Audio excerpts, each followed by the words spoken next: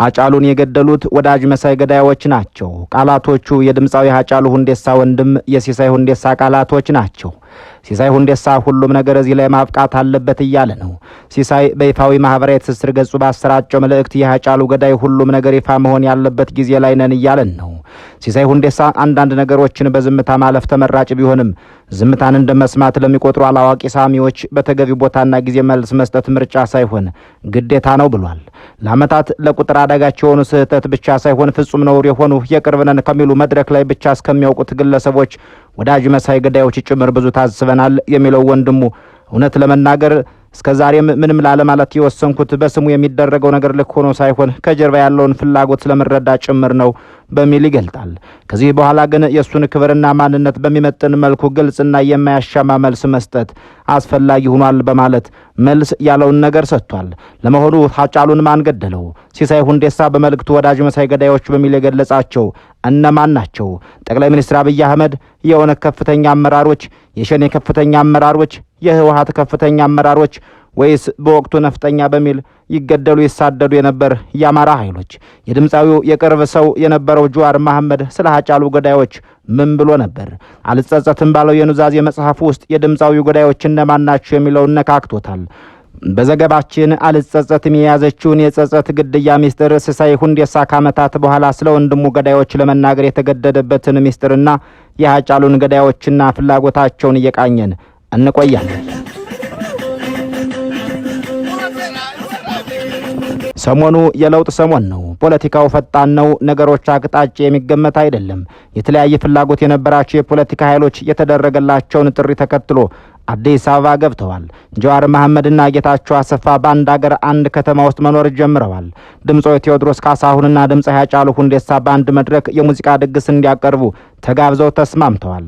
የኢትዮጵያ ከፍተኛ ባለስልጣናትና የኤርትራ ከፍተኛ ባለስልጣናት ኢሳያስ አፈወርቂን ጨምሮ አዲስ አበባ ከትመዋል። ነገሮች አይገመትም አይጨበጥም ነበሩ። ወቅቱን አልጸጸትም በሚል ኑዛዜ በኩል የሚያስታውሰው ጀዋር ሃጫሉን የሚከታተሉት ሰዎች ተበራክተው ነበር በሚል ነው። ጠቅላይ ሚኒስትር አብይ አህመድ ጠቅላይ ሚኒስትር መሆኑን የተቃወምኩ ሰሞን ሃጫሉ ደውሎልኝ ለረጅም ሰዓት ተከራክረናል። ሃጫሉ ማንም ይሁን ኦሮሞ ከሆነ መደገፍ አለብን የሚል ሐሳብ ነበረው። አብይን አግኝቶ እንዳነጋገረው በመጥቀስ ሊያሳምነኝ ሞከረ ይላል። ጠቅላይ ሚኒስትር አብይ አህመድ አሜሪካ በመጣ ጊዜ እንዳነጋገርኩትና የሽግግር አመራር መሆን እንደማይችል መገንዘቤን ነገርኩት የሚለው ጀዋር ከረጅም ክርክር በኋላ እሱ በድጋፉ እኔም በተቃውሞዬ ለመቀጠል ተስማማን። ባትደግፈውም ለኦሮሞ አንድነት ስትል በሚዲያ እሱ ላይ የምታደርገውን ተቃውሞ ቀንስ በማለት ሲማጸነኝም ችግር የለውም እንዲያውም አቆማለሁ አልኩት በማለት ወቅቱን ያስታውሰናል። ከመገደሉ ጥቂት ወራት በፊት ከተማ ውስጥ መኪና ሲነዳ በጣም ይተናኩሉት ስለነበር አንድ ቀን ደውሎ በመኪና እየተከታተሉት እንደሆነ ነገረኝ የሚለው ጀዋር ሲራጅ መሐመድ ከደህንነት ኃላፊዎች ለአንዱ ደውዬ እንዲያስቆሙለት ሲጠይቅ ሃጫሉም የሚከታተሉት ሰዎች ወዲያው መሰወራቸውን አረጋገጠልኝ ይላል። ሃጫሉ ላይ የሚደረገው ዛቻና ትንኮሳ በዚህ ብቻ አልቆመም። ከአካላዊ ትንኮሳ በተጨማሪ የስም ማጥፋት ዘመቻዎች በተለያዩ ሚዲያዎች ተከፈቱበት። ለሚካሄድበት የስም ማጥፋት የፕሮፓጋንዳ መልስ ለመስጠት ቃለ መጠይቅ ሊሰጥ እንደሆነ ከኦኤምኤን ጋዜጠኞች ሰማሁ የሚለው ጀዋር ደውዬለት ቤት የጋበዝኩትና በዚህ ሰዓት ሚዲያ ላይ ባይታይ እንደሚሻል ነገርኩት በሚል ያን ሰሞን እያስታወሰ አልጸጸትም በሚላት መጽሐፉ በኩል እየተናዘዘልን ነው። እሱም ብስጭት በተሞላበት ድምፅ ለምን ሁልጊዜ ከሚዲያ ትከለክለኛለህ በማለት ወደ ሚኒሶታ በመጣ ጊዜ የተከሰተን አንድ ጉዳይ አስታወሰኝ በማለት ጀዋር ባልጸጸትም በኩል እየተናዘዘልን መሆኑን አሁንም እንደቀጠለ ነው። በ2016 አንድ ቀን ከኦኤምኤን ጋዜጠኛ ሃጫሉ ሁንዴሳን በማቅረብ እንደሚፈልግ ሲነግረኝ ተቃወምኩት። ጊዜው በሀገር ውስጥ አመጽ በእጅጉ የተባባሰበትና መንግስትም የከፋ የኃይል እርምጃዎችን የሚወስድበት እንዲሁም ኦኤምኤን በአሸባሪነት የተከሰሰበት ነበር። ሃጫሉ ደግሞ ወደ ሀገር ቤት ለመግባት ወስኗል። ሃጫሉ ወደ ሚዲያ ከቀረበ ያለምንም መሸፋፈን የልቡን እንደሚናገር አውቃለሁ። በተለይ ህዝቡ እንደዛ እየተጨፈጨፈ ባለበት ሁኔታ በስሜት ተሞልቶ መናገሩ ስለማይቀር በዚያ መልኩ ተናግሮ ወደ ሀገር ቤት ከገባ ይገሉታል በማለት ኦኤምኤን ላይ መቅረቡን ፈራሁለት። ሊያናገረው ያሰበው ጋዜጠኛ ግን ያቀረብኩለትን ምክንያት ሳይገልጽለት ለክፋት እንደከለከልኩት አድርጎ ነገረው። በዚህ ምክንያት ሃጫሉ ለተወሰነ ጊዜ ከተቀየመኝ በኋላ ተገናኝተን ሲጠይቀኝ ምክንያቴን ተረዳ። አሁን ኦኤምኤን ላይ መናገር ስለመፈለጉ ስንወያይ አካላዊ ጉዳት ሳይሆን የፖለቲካ ውዝግብ ያባብስበታል ብዬ ስለፈራሁ እንዳይናገር ላሳምነው መከርኩ። እሱ ግን የስም ማጥፋት ዘመቻው እንዳበሳጨው በተጨማሪም በፖለቲካ ፓርቲዎችን በተለይም በብልጽግናውና በኦነግ መካከል የሚደረገው አተካራ ስላሳስበው ሐሳቡን መግለጽ እንደሚፈልግ ነገረኝ እያለ ይቀጥላል። ድምፃዊ ሃጫሉ የሚካሄድበትን የስም ማጥፋት ዘመቻ አስፈላጊ ከሆነ ተናግሬ እንደመከላከልለት ቃል ገባሁለት። አስቀድሜ ስራ መጀመሪያን ጠቁሜ በወቅቱ የተከሰተ አንድ ነገርን አወጋሁት። አንዲት የአማርኛ ሬዲዮ ጋዜጠኛ ደውላልኝ የመሬት ዝርፊያ ለማስቆም ታግላችሁ እናንተም ዘረፋው ውስጥ ገባችሁ የሚል ጥያቄ አቀረበችልኝ። ማምነው የዘረፈው ብዬ ስጠይቃት ከእናንተ ጋር ሲታገሉ የነበሩት አለችኝ። ስማቸውን ጥቀሽ ብዬ ንግግሬን ሳልጨርስ ካፌ ላይ ነጥቃ ሃጫሉ ሁንዴሳና ፈይሳ ሌሊሳ አለችኝ። ምን ያክል መሬት እንደወሰዱ ስጠይቃትም እያንዳንዳቸው 5000 ካሬ እንደሆነ ነገረችኝ። ሲጀመር ሃጫሉና ፈይሳ የፊንፊኔን መሬት ዘረፉ አይባልም። ከአባታቸው የዘረፈውን ንብረት አስመለሱት እንጂ ሃጫሉን የያቱን የቱፋሙናን መሬት ከወሰደ ዘረፈ ሳይሆን የተዘረፈውን ርስት አስመለሰ መባል አለበት። ጥፋታቸው 5000 ካሬ ብቻ መውሰዳቸው ነው፣ የሚገባቸው 5000 ሄክታር ነው አልኳት። ጋዜጠኛዋም ከኔ ያልጠበቀችውን መልስ በመስማቷ ተደናግጣ እውነት አሁን ያልከውን እንዳስተላለፍ ትፈልጋለህ ስትል ጠየቀችኝ። አንድም ቃል ሳትቆርጭ አልኳት ፈርጠም ብዬ በማለት ጀዋር ያን ሰሞን እያስታወሰን ነው። እሷ ግን ሙሉ በሙሉ ሳታስተላልፈው ቀረች። አነጋገሬ የልጆቹን መሬት መውሰድ መደገፌ ሳይሆን እነዚህን በትግሉ ወቅት ትልቅ ሚና የነበራቸውን ወጣቶች ቅስም ለመስፈር ሲደረግ የነበረውን የስም ማጥፋት ዘመቻ ለማጣጣል አስቤ ነበር በማለት ባልተጸጸተበት መጽሐፉ በኩል ይተርካል። ከጋዜጠኛዋ ጋር ስለነበረኝ የቃላት ልውውጥ ለሃጫሉ ነገርኩትና እንዲህ አይነት ሁነኛ ጠበቃ እያለህ አንተ ራስህን ለመከላከል መናገር አያስፈልግህም አልኩት። ሃጫሉም እየቀለደ ካልክ ይሆን አለኝ በማለት ሁኔታውን አስታውሶናል። ወያኔ ካሸነፈም ምላስ ጋር ተሟግቻ አልችልም፣ አንተ እንደሆንክ ነጩን ጥቁር ነው ብለህ ታሳምናለህ አለኝ የሚለው ጀዋር ብዙም ሳይቆይ ወደ ኦኤምኤን ቢሮ ሄዶ ቃለ ምልልስ እንደሰጠ ሰማሁ። ቃለ ምልልሱን ከሰጠ በኋላ እኔ ጋር መጥቶ መታገስ አቅቶት እንደተናገረ ነገረኝ። ብቻችንን ለሰዓታት አወራን። ኦሮሞ የትናንቱን አገዛዝ በአንድ ገርስሶ ዛሬ ግን ተከፋፍሎ እርስ በርሱ መዋጋቱ እንዳስከፋውና በኦሮሞ አመራር በጣም ማዘኑን አወጋኝ። እንኳንም በህይወት ያለን ሰው ወድሻ አልዘፈንኩ። በህይወት ያለ ሰው አንድ ቀን ያኮራህና በሌላ ቀን ደግሞ ያሳፍራል። የሞተ ሰው ግን የሰራውን ጥሩ ታሪክ ለማጉደፍ እድል ስለሌለው እሱን ብታሞግሰው ሪስክ የለውም አለኝ በማለት ለጠቅላይ ሚኒስትር አብይ አህመድ ባለመዝፈኑ አለመጸጸቱን ጀዋር አልተጸጸትኩም ላይ ጽፎ አስነብቦናል። ንዴቱን ለማስረሳት በማሰብ በቃ አታስብ፣ የምትዘፍንለት ሰው አታጣም፣ በቅርቡ እኔን መግደላቸው ስለማይቀር ትዘፍንልኛለህ ብዬ ቀለድኩበት ይላል ጀዋር መሐመድ። አንተ የምትሞት ቢሆን ኖሮ ገና ድሮ ትሞት ነበር፣ እንደ ድመት 7 ነፍስ ነው ያለህ በማለት እንዳሳቀውም ያስታውሳል። ተሎ አትሞትም፣ እንዲያውም ከማርጀት ብዛት ትጃጃለህ፣ እኔ ነኝ ቀድሜ የሚሞተው ሲለኝ እኔ ቀድሜ እሞታለሁ፣ ሌላው ባይገድለኝ እንኳን ይህ ውፍረት ልቤን ሳያፈነደው አይቀርም አልኩት። እንዲህ እየተቀላለድን ያለን ቁጭ ብለን ቡና ስታፈላል የነበረችው እህቴ ምንድነው እንዲህ በሞት ላይ የምታሟርቱት ብላ ስትቆጣን በቁጣዋ ተደናግጠን ወሬያችንን ቀየርን በማለት ያን ዘመን አስታውሶ ጽፏል። ሃጫሉ ሊሄድ ሲነሳ የሱ ደህንነት ስላሳሰበኝ 2 ጠባቂዎቹ እንዲወሰድ ተማጸንኩት። የኔ ስጋት ሰው ይገድላል የሚል አልነበረም። ይልቁንም መንገድ ላይ አዋፈው ስሜት ውስጥ በማስገባት ሌላ ሰው ላይ ጉዳት እንዲደርስ አድርገው ለስር ይዳርጉታል የሚል ነበር። ጠባቂዎች እንዲወስዱት የፈለኩትም ለዚሁ ነው። ጠባቂዎቹ በአጥቂዎቹ ላይ እርምጃ ቢወስዱ ስራቸው ስለሆነ ነገሩ የከፋ አይሆንም። እሱ ግን ቴኳንዶ የተማረ ወንድሙ አብሮት ስላለ ችግር የለውም በማለት እምቢኛ ላይ ይላል። ሃጫሉን ከዚያ ቀን በኋላ በአካል አላገኘሁትም። ከጥቂት ቀናት በኋላ ባሳዛኝ ሁኔታ ገደሉት። በተገደለበት ምሽት አንድ የመንግስት ከፍተኛ ባለስልጣን ደውሎ ሃጫሉ ተገድሏል አሉ ሰምታል ሲለኝ በጣም ደነገጥኩ። በጭንቅላቴ በረዶ የተደፋ ይመስል መላ ሰውነቴ ቅዝቅዝ አለ። በዚያ ድንጋጤ ውስጥ ሆኜ ምን ሆናልከኝ ብዬ ስጠይቀው ሰው ነው የመተዋሉ አልታወቀም። አንዲት ልጅ ናት ደውላ ለጓደኛው የነገረችው፣ የት እንዳለም አልታወቀም። እስቲ ቀሮዎች እንዲፈልጉት ፌስቡክ ላይ ለጥፍ አለኝ። የባለስልጣኑ ንግግር እየበለጠ ረበሸኝ። የተመታ ሰው በፖሊስ እንጂ በቄሮ እንዴት ይፈለጋል?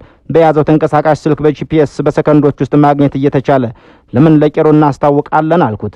ሃጫሉ መሞቱ ከተረጋገጠና አስክሬኑ ወደ ሆስፒታል ከተወሰደ በኋላ ሌላ የመንግስት ባለስልጣን በድጋሚ ደውሎ ሃጫሉ የተገደለው በሸንዴና በወያኔ ነው አለኝ። እኔም በዚህ አጭር ጊዜ ማን እንደገደለው እንዴት ማወቅ ተቻለ? አጥቂው ተለይቶ ታስሯል እንዴ ስለው መልስ አይሰጠኝ ዝም አለ። ጥቃት አድራሹ ቢያዝ እንኳ ከጀርባው ያለው የፖለቲካ ቡድን ለመለየት ጊዜ ይወስዳል። ፖሊስ ትክክለኛ ምርመራ ያድርግ። ለአሁኑ ያለ ማስረጃ ወደ የትኛውም ቡድን ጣት መቀሰር ከፍተኛ ግጭት ውስጥ ስለሚያስገባን በግምት ከማውራት መቆጠብ ያስፈልጋል አልኩት። ከባለስልጣኑ የሰማሁትን ወዲያው በፌስቡክ ተለጥፎ አየሁት። የመንግስት ባለስልጣናት ገና ሬሳው እንኳን ሳይመርመር ያለምንም ማስረጃ ግድያውን በፖለቲካ ቡድኖች ላይ ማላከክ መሞከራቸው በኦሮሞ መካከል እንዲሁም ከሌሎች ብሔር ብሔረሰቦች ጋር ግጭት ሊፈጥር እንደሚችል ሰጋው። የተወሰኑ የቄሮ አስተባባሪዎችና የውጭ ሀገር ያሉ ምሁራንን አነጋግሬ ህዝቡን በጎሳና በብሔር የማጣላት ሴራ ሊኖር ስለሚችል በንቃት ተከታትለን ማክሸፍ እንዳለብን ተስማማን በማለት ጀዋር መሐመድ ሲራጅ ባልተጸጸተበት መጽሐፉ በኩል ሞቱንም ህይወቱንም እንቆቅልሽ የሆነውን ድምጻዊ አሳዛኝ መጨረሻ ተናዞታል። አመታት ነጉደዋል። ጠቅላይ ሚኒስትሩ ዛሬም በጠቅላይ ሚኒስትርነታቸው ናቸው። ለተጨማሪ 5 አመታት ደፋ ቀና በማለት ላይ ይገኛሉ። ህወሓትና ብልጽግና ጦርነት ገጥመው ተሸናንፈዋል። ድጋሜም እየተጋነኑ ናቸው። ጀዋር መሐመድ ታስሮ ተፈቶ ድጋሜ ተሰዷል። ድምፃዊ ሃጫሉ ሁንዴሳ ግን ሙቶም ነፍሱ ማረፍ የቻለች አይመስልም። ወንድሙ ሲሳይ ሁንዴሳ አለኝ የሚለውን እውነት ካልተናገርኩት እያለን ነው። ባለፉት ጥቂት ዓመታት ብቻ ፖለቲካ በወለደው ውዝግብ በርካቶች ደመከልብ ሆነው ቀርተዋል። የአንዳንዶችን ሞት ለየት የሚያደርገው ማን ገደላቸው፣ ምን አድርገው ተገደሉ፣ ለየትኛው የፖለቲካ ትርፍ ነው የተገደሉት የሚለውን ከገዳዩ በቀር የሚያውቅ አለመኖሩ ነው። የኢህአዴግን መፈራረስ ተከትሎ ስልጣን የተረከበው መንግስት ከመጣ ማግስት ጀምሮ ከታዋቂ ሰዎች እስከ የኔ ቢጤ ምስኪኖች፣ ከክልል አመራር እስከ ኢታማጆር ሹም፣ ከአርቲስት እስከ ባለ ሀብት፣ ከአርሶ አደር እስከ ህጻናት ብቻ ሞትን ያልተጎነጨ መደብ በዚያ ቀይ አይገኝም። ሞት ያው ሞት ነው፣ ምን ልዩነት አለው ይባል ይሆናል። ነገር ግን ከሞቱ አሟሟቱ እንደሚባለው ሞትም ክብር አለው። የብልጽግናው ዘመን ሟቾች አንድ ለየት የሚያደርጋቸው ነገር አለ። እሱም ሟቾቹን ማን ገደላቸው፣ በማን ተገደሉ፣ ለምንስ ተገደሉ የሚሉትን ጥያቄዎች የሚመልስ አንዳችም አካል አለመኖሩ ነው።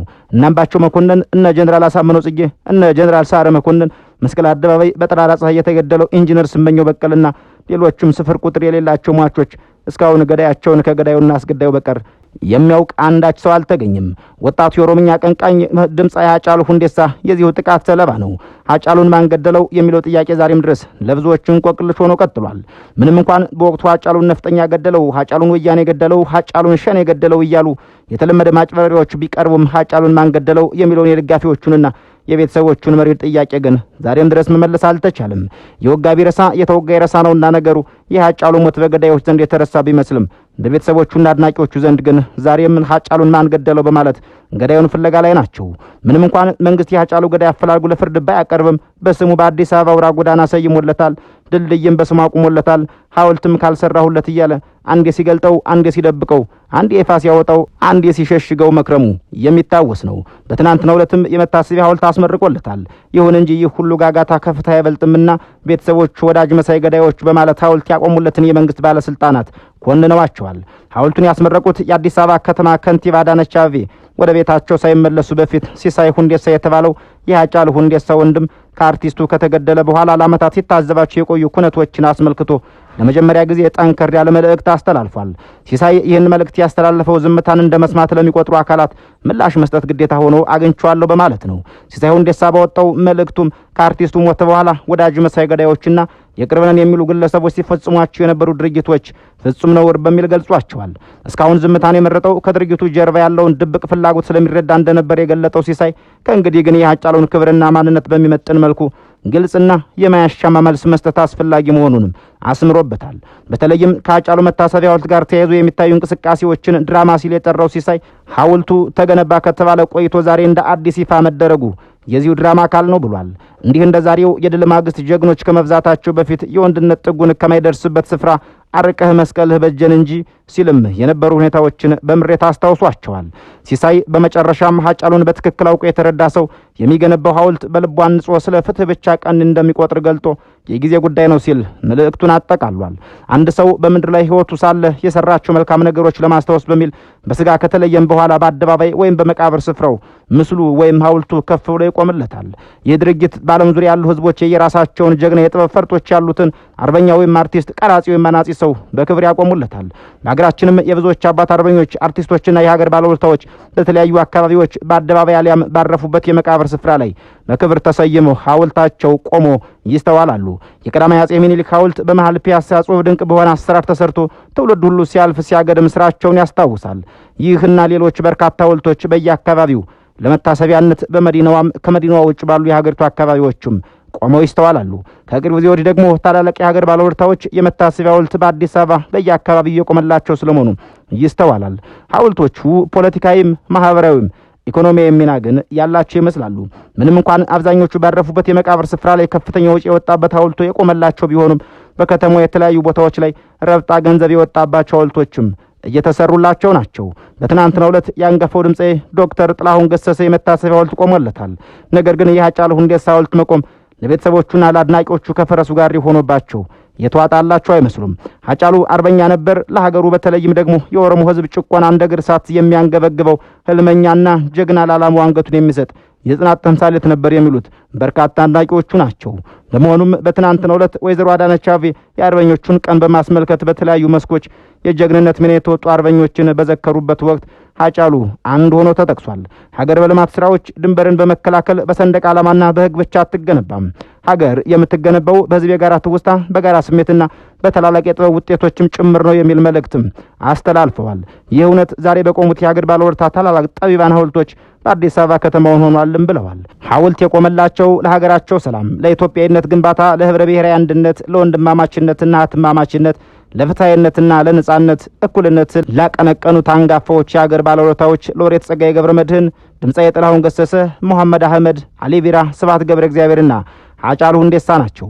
ከነዚህ በተጨማሪም ሊከበሩ የሚገባ የሀገር ባለውለታዎች የሆኑ የጥበብ ሰዎች መኖራቸው ስለሚታወቅ ይህ ስራ የመጀመሪያ እንጂ የመጨረሻ አይደለም ያሉት ከንቲባ፣ ይሁን እንጂ ኢትዮጵያ ወደ ድህነትና ደም አፋሳሽነት ቁልቁል እንድትምዘገዘግ ዜጎቿን እንዲጠሏት ሌት ተቀን የደከመ እንዳለ ሁሉ አጥንትና ደሙ ከስክሶ እንድትቆም የሰራ የደከመውን ብዙ ነው በማለትም የስንቱ ሐውልት በመዲናዋ ላይ ይቆማል ወይስ የመጣ የሄደው ሁሉ የወዳጆቹን ሐውልት በየአደባባዩ እያቆመ ይኖራል በሚል በጎ አስተያየቶች እየቀረቡ ናቸው።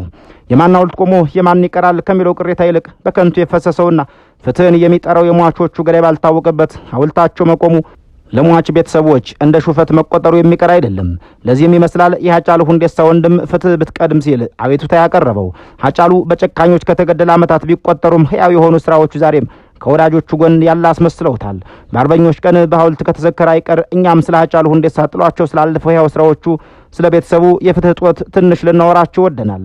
ሃጫሉ ሁንዴሳ ከእናቱ ጉደቱ ሆራ እና ከአባቱ ሁንዴሳ ቦንሳ በ1976 ከአዲስ አበባ በስተምዕራብ 100 ኪሎ ሜትር ርቃ በምትገኘው አምቦ ከተማ የተወለደ እንደሆነ ይነገርለታል። ትውልዱና እድገቱ አምቦ ከተማ የሆነው ሃጫሉ ከልጅነቱ ጀምሮ ሙዚቃ በጣም ይወድ እንደነበርም ከሚነገሩለት ኩነቶቹ መካከል ናቸው። ሙሉ ትኩረቱ ሙዚቃ ላይ ብቻ የነበረው ሃጫሉ በአስራዎቹ ዕድሜው ላይ ያለ እንኳን የበርካቶችን ስሜት የሚኮረኩሩ ሙዚቃዎችን ይጫወት ነበር። ሃጫሉ በ1995 የሁለተኛ ደረጃ ተማሪ ያለ ፖለቲካዊ ይዘት ያላቸውን ተወዳጅ የሆኑ የኦሮሞ የትግል ሙዚቃዎችን በማቀንቀኑ የተነሳ ለ5 ዓመት ያክል ለእስር ተዳርጓል። በመታሰሩ ምክንያት የዘፋኝነት ህልሙን ያላቋረጠው ሃጫሉ ይልቁንም ብሶበት በአጭር ጊዜ ውስጥ በኦሮምኛ ተናጋሪውና በአብዛኛው ህዝብ ዘንድ ተወዳጅ የሆነለትን ሳኝ ሞቲ የተሰኘውን አልበሙን አቀረበ። የዚህ አልበም የሙዚቃ ስብስቦች አብዛኞቹ ግጥሞችና ዜማዎች በሃጫሉ በእስር ላይ ያለ የሰራቸው እንደነበሩ ይነገራል። ከጥቂት ዓመት በኋላም ወደ አሜሪካ የሙዚቃ ስራዎቹን ለማቅረብ በሄደበት ጊዜ ሁለተኛውን ዋኤ ኬኛ ማለትም የኛ ጉዳይ የሚል ትርጉም ያለውን የሙዚቃ ስራውን አሳተመ። በወቅቱ የሙዚቃ ስራው አማዞን ላይ በከፍተኛ ሁኔታ በመሸጥ ከፍ ያለ ትኩረት አግኝቶ የነበረ ሲሆን የሃጫሉ ተወዳጅነትም የበለጠ እየተጠናከረ መጣ። ከዓመታት በፊት በኦሮሚያ ክልል ውስጥ ሲካሄድ በነበረው ህዝባዊ እንቅስቃሴ ወቅት ሃጫሉ ያወጣው ማላንጂራ የተሰኘ ነጠላ ሙዚቃው ከፍተኛ ተወዳጅነትን ከማትረፍ አልፎ በወቅቱ ለነበረው ህዝባዊ እንቅስቃሴ መነቃቂያ በመሆኑ አገልግሎ ነበር። ባለትዳርና የሶስት ልጆች አባት የነበረው የ36 ዓመቱ ድምፃዊ ሃጫሉ ሁንዴሳ ሰኔ 22 ቀን 2012 ዓ.ም አዲስ አበባ ውስጥ በተፈጸመ ጥቃት ህይወቱ አልፏል። የእኛን በዚህ አበቃን። የእናንተን ጻፉልን። ሰናይ ጊዜ የተመኘን በዚሁ እንሰናበታለን።